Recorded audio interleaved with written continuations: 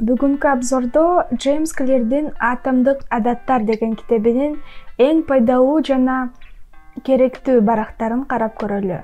Автор айтат, пайдалуу адаттар болбосо, эң таланттуу адам да ийгиликке жете албайт. Биздин каалообуз көп акча, окууда жакшы баалар, университетте кызыл диплом жана кереметтүү фигура. Бирок чындыгында биз маани беришибиз керек. Болгон нерселер булар биздин адаттарыбыз. Адат 4 элементтен турат. Стимул, каалоо, аракет жана сыйлыктан. Мисалы, ойгонуу стимул, өзүбүздү сергек сезүү, каалоо. Кофе бул аракет, кофеиндин таасири сыйлык. Ошон үчүн кофе эртең менен ойгонуу дегенди эскертет. Адат 4 элементти камтыйт. Адаттарды батыраак өздөштүрүү үчүн автор ар бир элементке өзүнүн законун ойлоп чыкты.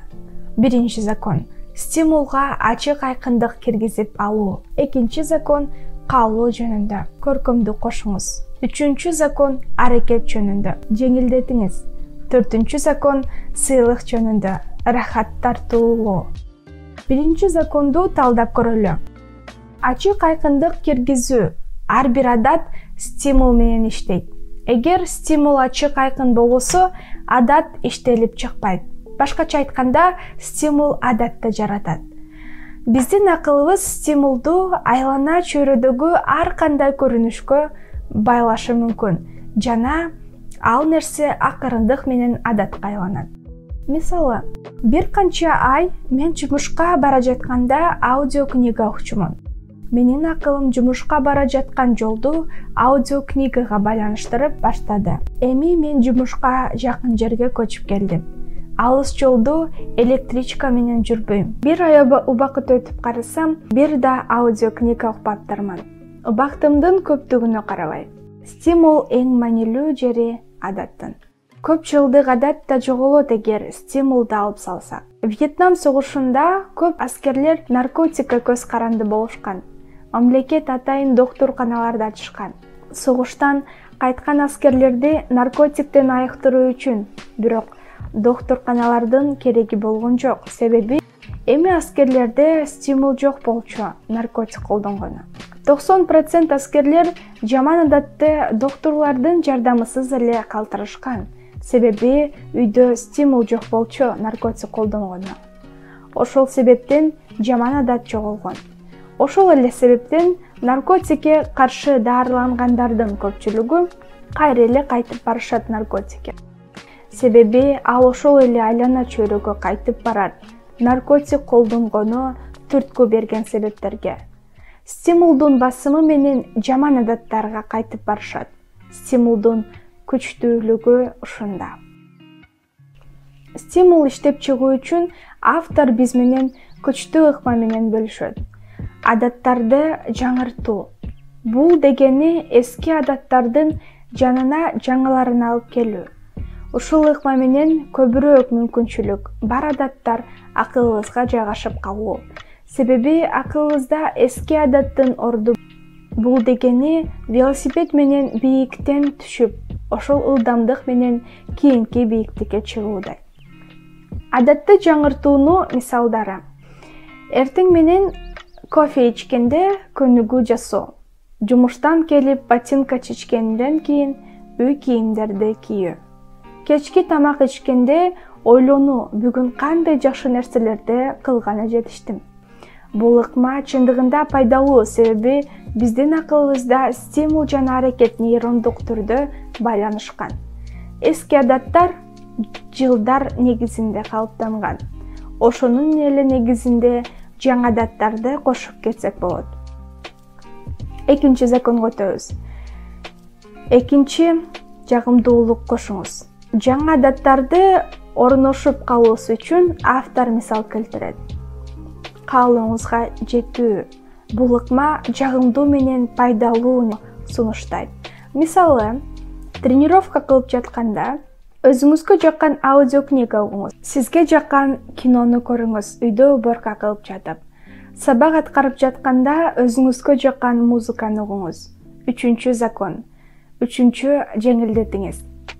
аракет кылбаңыз түп тамыры менен жашооңузду өзгөрткөнү. Автор сунуштайт жаңы адаттарга күнүнө 2-3 минут убакыт ажыратканды. Мисалы, уктар алдында китеп окуу барабар 1 барак. Күнүнө 3 километр чуркоо барабар окууга даярдануу барабар тетрадь ачуу. Максатыбыз адатты акылыбызга жайгаштыруу, күч колдонбой. Жаңы адат бизге көрүнбөсү керек, бир чоң кыйын иштей. Убакыт өтүп ал адат чоңго айланат. Бирок акырындык менен баштоо керек адатты. Кимгедир 1 минутта китеп окуу же тренировка кылуу пайдасы жоктой көрүнүшү мүмкүн, бирок биздин максат рекорд коюу эмес. Биздин максат күнүнө токтоосуз аткаруу жана пайдалуу адатты жашообузга алып кирүү. Эң биринчи адат жашообузга жайгашуусу керек. Үзгүлтүксүз адат иштебесе, кийинки кадамга баруунун пайдасы жок. Бул иште үзгүлтүксүз эң маанилүү. Күнүнө 2 минуттан баштаңыз. Эң башкысы өзүңүздү кыйнап койбоңуз. Убакыт өтүп, өзүңүз автоматтык түрдө жасап каласыз пайдалуу адаттарды. 4-чү закон. 4-чү ырахат тартуулоо. Сиз сездиңизби, пайдалуу адаттын ырахаты бизге келечекте келет экенин. Азыр болсо жөн гана аракет жана сабыр талап кылынат экен. Тетирисинче начар адаттар бат эле ырахат алып келет экенин.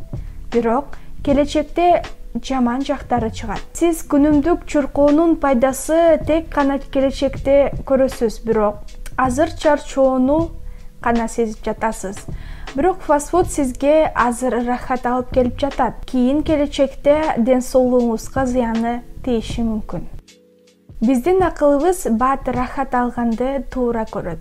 Ошондуктан жаман адаттан арылуу өтө кыйын. Ошон үчүн автор айтат, жаңы адаттарды алып келип жатканда өзүбүздү сыйлыктандыруу өтө маанилүү. Бул балким адаттын эсептегичи.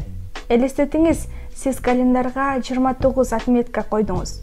Алардын ар бири сиздин окууга болгон убактыңыз. Демек, сиз туура жол менен кетип жатасыз. Максатыңызга жана келечекке аракет кылып жатасыз.